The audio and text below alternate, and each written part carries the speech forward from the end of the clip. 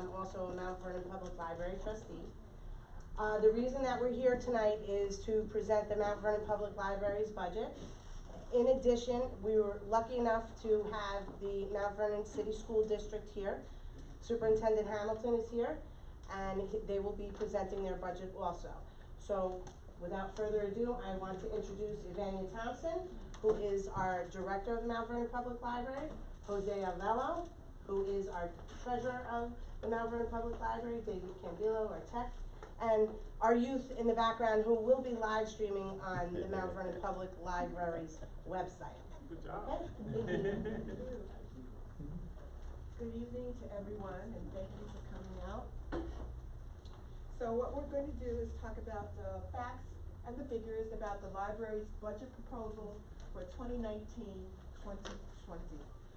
We hope to take questions at the end, so if you hold your questions to the end of the presentation, we would appreciate it. Davis? Okay, the library is very busy.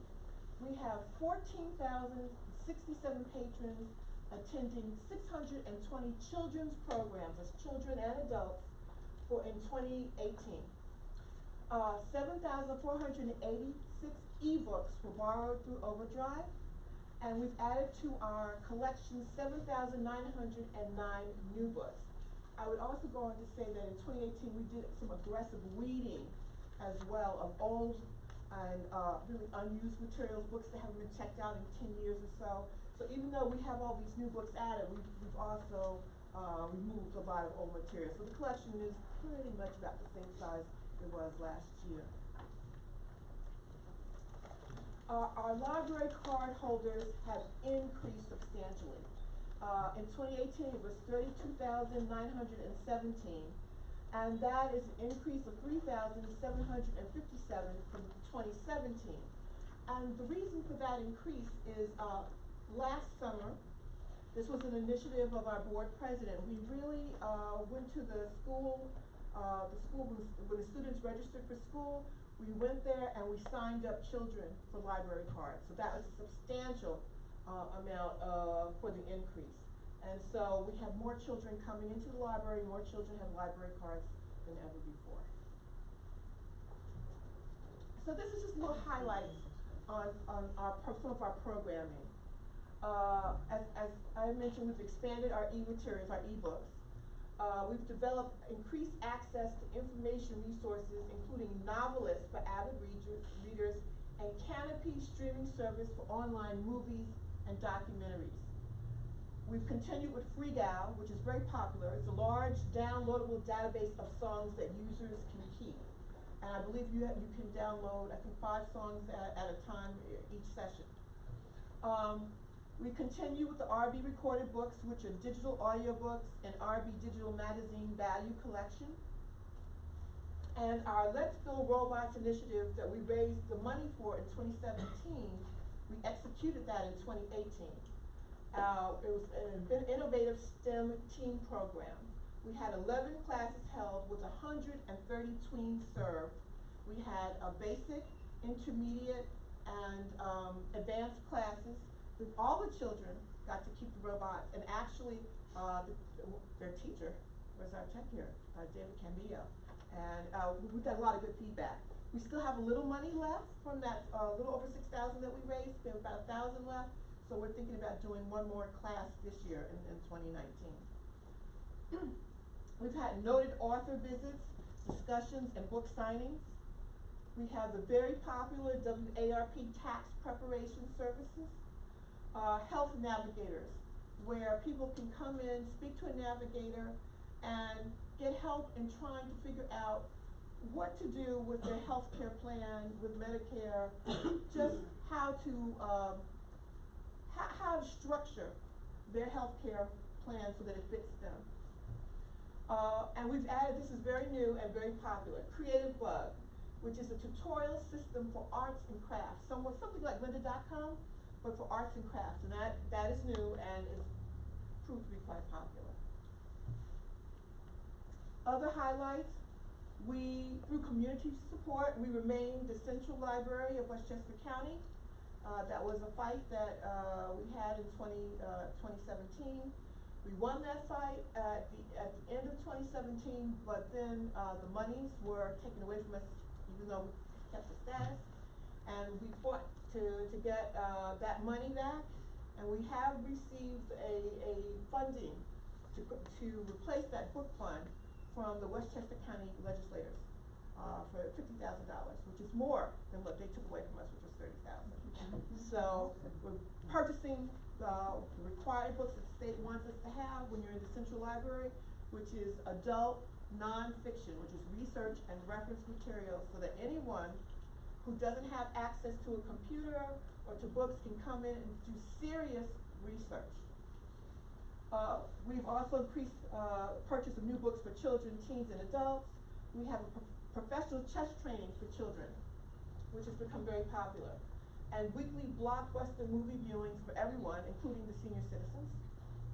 And then we also have Read Down Your Fines, which is both for children and for adults who cannot afford to pay fines that they have made racked up on their materials. Come and you read, you document the reading, the fines go down. So it encourages reading literacy. Other highlights: Defensive Driver's Course in partnership with Mr. Frank Davidson of Prudential Insurance Corporation, and you know that lowers, you take that defensive driver's course, that lowers your fee. Excuse me, your insurance fee. We have the Passport Application Assistance Program in partnership with the Mount Vernon Post Office. And I don't know how many of you have had to go get your passport, but I know when my son was 10, I went to the Mount Vernon Post Office, and his father and I were there trying to find some place to write, trying to, you know, to get his application so that he could leave the country with me. Here, they come to the library, they have a place to sit. They can sit there with their family. There's somebody from the post office there to help them. It's a much more relaxed setting. The Mount Vernon Public Library to date has received $50,000 for door replacement and foyer upgrades, and that was through the Dormitory Authority of the State of New York, and that is still ongoing. That was a project that we had last year. It's still ongoing, and we hope to complete that as soon as possible. This year, we received, end of 2018, we received the New York State Construction Grant that, in addition to a number of items, including the furnace, to help to upgrade the furnace, included $42,000 to allow us to purchase a media lending kiosk available 24 hours a day to library patrons. Now, we have just ordered that. We hope it's custom made by a veteran organization, I believe in Illinois, custom made for us. We hope to be getting that into the library maybe mid-July, beginning July, mid-July.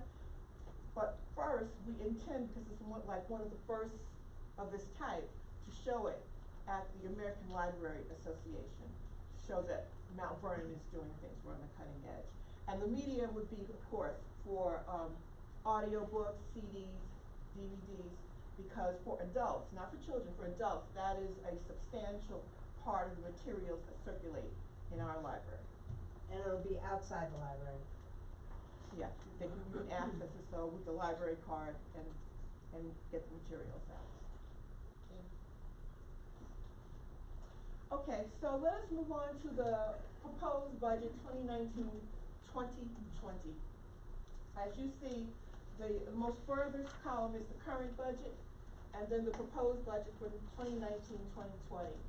We start with expenses, our salaries, professional, non-professional, administrative maintenance, and we are looking at a slight decrease in the proposed budget as opposed to the current budget. And that slight decrease has to do with, there's a few positions that we have not filled as yet. For example, the assistant director position hasn't been filled as yet, but we anticipate that will happen in the next year. Benefits, state retirement benefits, Social Security, workers' compensation, unemployment insurance, MT, tax, hospital, and dental insurance.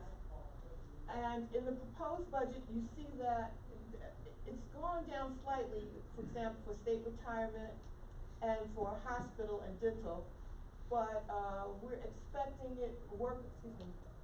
Social Security to go up a little bit and. Workers' comp. Yes, workers' comp, thank you. So, you know, these are part of doing business, that every business has to handle.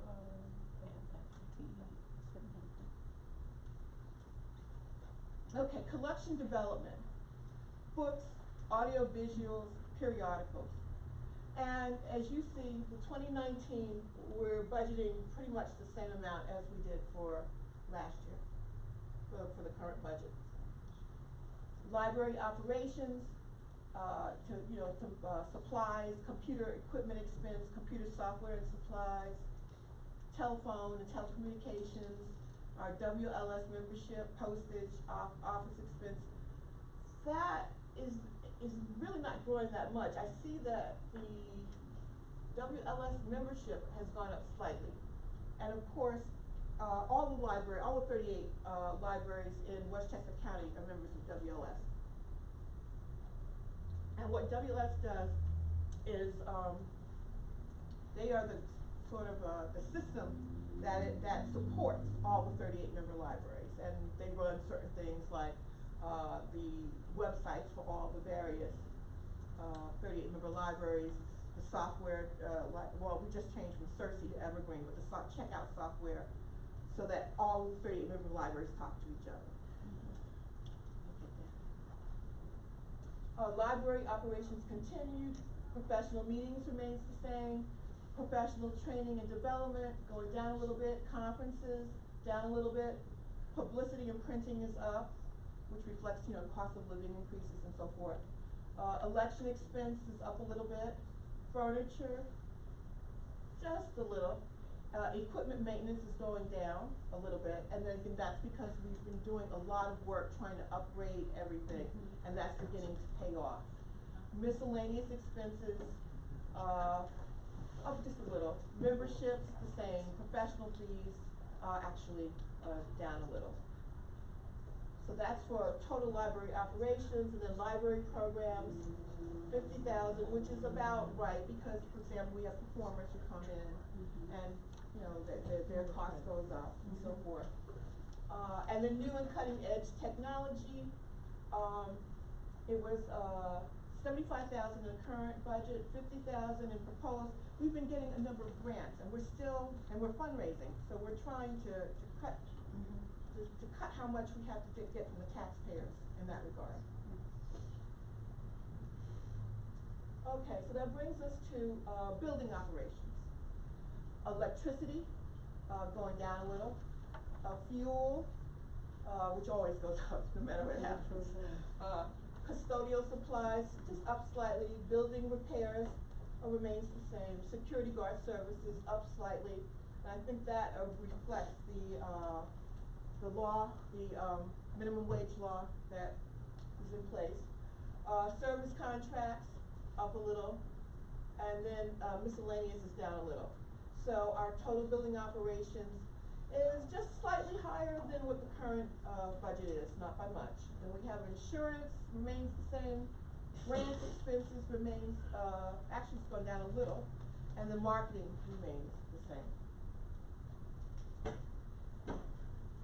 Okay, so the library does get a little passive income, which is fines, Reader Digest, endowment, etc.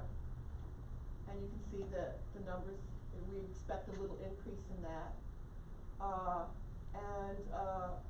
You'll see we're not expecting to transfer anything from the reserve.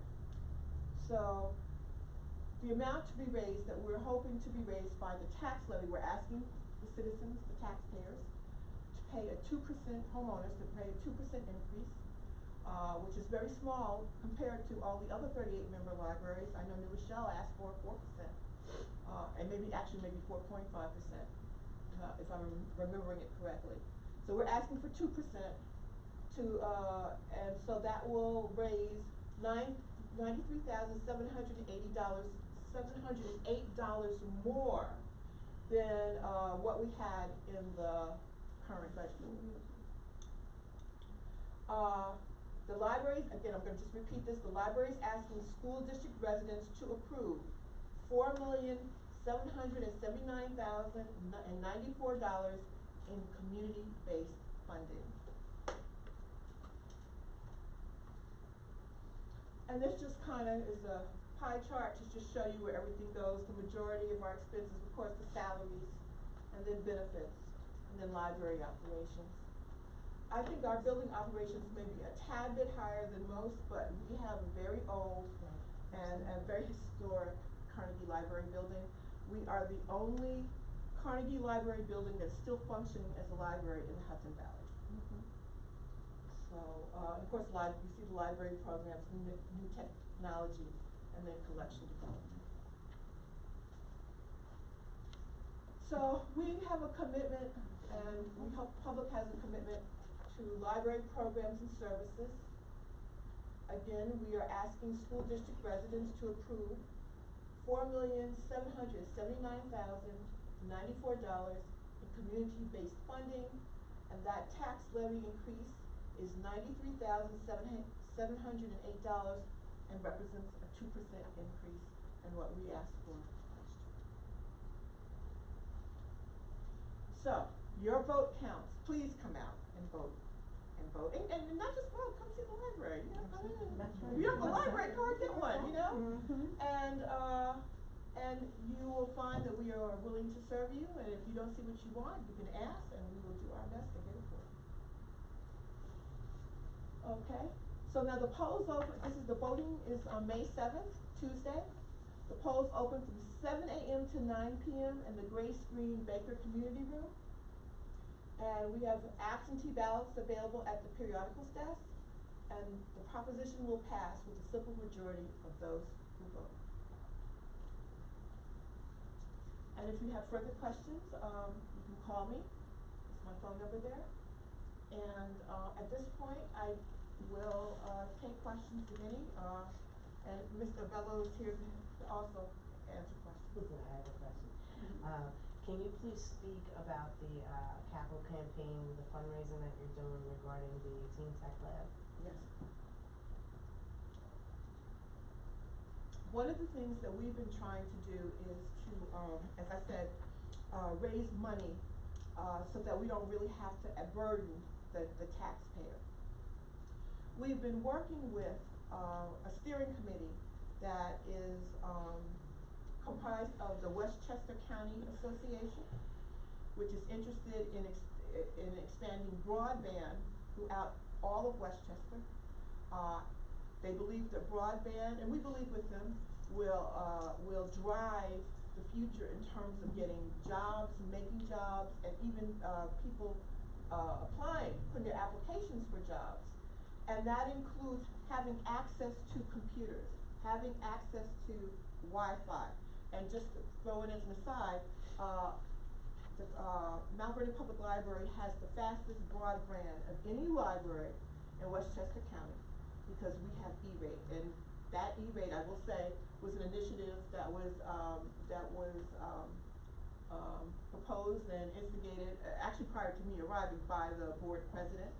And that's one reason why Westchester County Association wants to make Mount Vernon Public Library a model for bridging the digital divide for other libraries throughout the country. So now getting back to the fundraising, how do we make it a model? We're trying to make a state-of-the-art teen lab.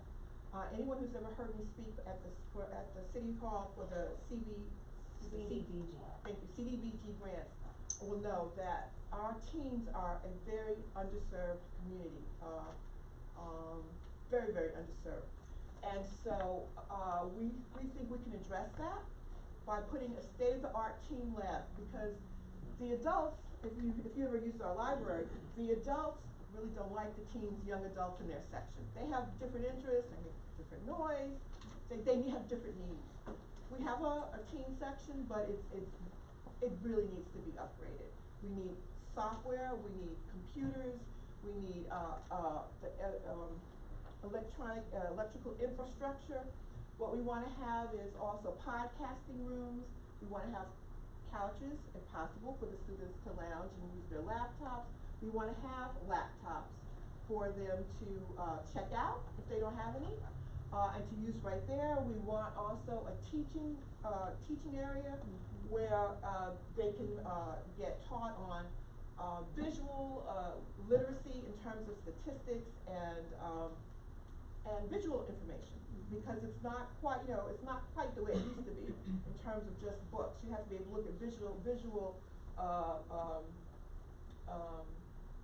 diagrams and things and be able to pull the information out of that. We also want a podcast room.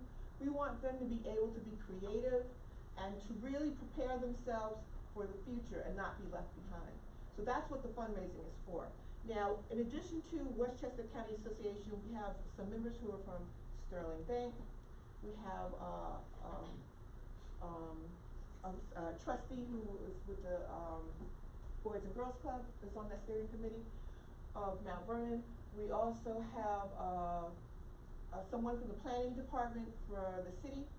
And so now we're at the stage where we're really trying to raise, we did our little soft campaign with the Give Gab, if you follow what was going on with the library. Now we're really doing a hard campaign for small donors. In addition, the Westchester County Association at some point, probably in the summer, we haven't set a date, we'll be setting up a campaign for the big donors, okay? And we've also, if you came to the open house, you would have seen the handout that we gave for people who donate. The patron level, the red level, the silver level, gold level. The level that wasn't on that card, but will be on the next card, is the Andrew Carnegie level, where you give $50,000 or more. Okay, so you'll be in good company with Andrew Carnegie. I like that. Yes, so, and then also we're doing our part. I've written a grant, and we hope that we're expecting it will come through at the end of this year to help also with the changes in the teen lab from the New York State Construction Authority. So all this is coming together, and we really wanna have a state-of-the-art, wonderful place for learning and creativity and technology for our teens, and we're trying not to do it on the backs of the taxpayers. I'm sorry, it took a long time to answer your question. No, you did a very good job, thank you. Any other questions? Well, I mean, it's not as much of a question as it is a comment. The library has always been an anchor organization in Mount Vernon. And when I say anchor organization, it's a central organization that serves as an anchor for so many here in the community. It's been a safe haven for our young people. And while people might say, well, why is that? Well, you know, we've lost a lot of our other youth resources, and the library has definitely taken up the slack. So thank you for the emphasis that you've put on, and the board for the emphasis that you've really put on our young people. I'm sitting here with my 7th grade friend, and every day after school we went to the library, and we went into the reserve room, and we had to read books for school and things of that nature, and those things still go on. So we have to make sure that we are supportive of the library and the work that they're doing, because our young people need it, our seniors are using it, people are using it for job search. I don't think people really understand the extent that the library is a hub of activity in any community, and it's an asset that we have to support and invest in. So thank you for that work. And definitely there's the Regional Economic Development Council grant just came out. It's due July 26th, so I would dig into that and see if there's monies that you can be, that can be gotten for the library. And then also New York State has the CCIP, and that's probably where you got some of the DASNY money, which is capital money. So I would definitely look into that again, because each year they're kind of doing that, and so looking at it again to see if we can get some additional funding for capital improvements. As you said, it's an older building, and capital is one of your biggest challenges. Yeah. The regional economic development, is that state or federal? State. State, okay. I have a quick question. What is the current reserve? Right now, we have a current reserve of $349,000. Okay, thank you. Any other questions? Okay, I have a few things that I wanted to add that, sometimes you really can't get out of, the budget, okay? And a lot of what we have been doing is trying to maintain the library's building itself. And, what we have been doing, we replaced the elevator that was completely antiquated. And, our board president would be here tonight, but he had a previous engagement. So I'm the vice president of the board, and that's why I'm here presenting tonight with the rest of our staff. So we've been doing a lot of great things. We put some LED lighting on the exterior of the building. Not only is that good for our patrons, it's good for the neighbors around the building there. It used to be a very dark area. Now it's lit up, you know. It looks really good. We're replacing doors in the library that will be like card entry doors, you know, keyless entry. We did the elevator. We had a serious situation with the roof. Everybody talks about the roof of the library. We were very lucky to have somebody on staff who knows the library, the building itself for many years, that we were actually able to replace the roof at no cost to the taxpayers because there was warranty on the roof. We still have some issues with it, but they are coming back, and because there's a warranty, you have to wait for the contractor that GE tells you to use. They've been coming back, and we're repairing that on a regular basis. The Buildings and Grounds Committee meets actually once a week to make sure that, you know, we're addressing all the concerns within the library structure. I can tell you that one of the best things about the Mount Vernon Public Library is that we are also employing our local youth. So during the summer programs, we're employing them through the Youth Bureau, we're employing them directly. You know, if they come and they want to apply for a job, they're more than welcome to. And we're investing in our community, you know, and we can't ask you to invest in us if we don't invest in you. So without further ado, if there's any other questions? Any other questions? I'd like to just introduce our youth in the back here. Stand up, say your name. This is a part of our staff. I'm Okay. Jay Lewis. I work for Kathy Webb. Community outreach. Louder. Hi, I'm Jade Hackett. I'm also with Jada in Community Outreach. Yeah. And these are like, they're so dynamic. Like tonight, they're doing the live streaming. I get excited when I see them come to any of the meetings. Like a few weeks ago, they came to the Fleetwood Neighborhood Association meeting, even though we had some technical difficulty. They're always willing to come, you know, hang out, help us. You know, sometimes we're not that